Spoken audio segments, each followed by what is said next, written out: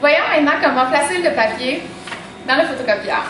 Toujours placer le document texte vers le haut pour être capable de le lire une fois face debout au copieur. Donc, pour un document en mode portrait, ajustez les guides et placez la feuille comme ceci.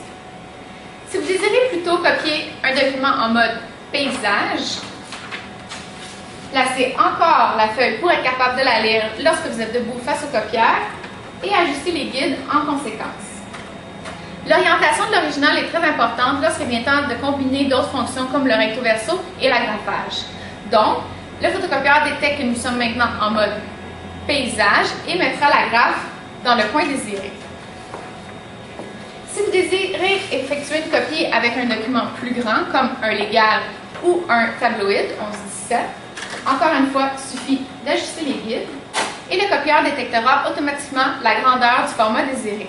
Nul besoin de sélectionner une fonction à l'écran. Le photocopieur détectera la grandeur de l'original et ira chercher le papier dans le bon tiroir. En parlant des tiroirs,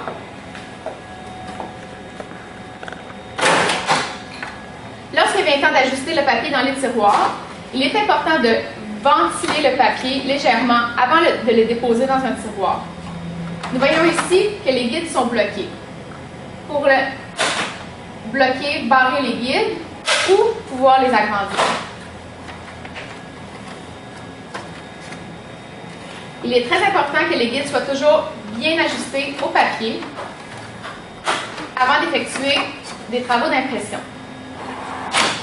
Les états sont les mêmes pour tous les tiroirs et toutes les grandeurs.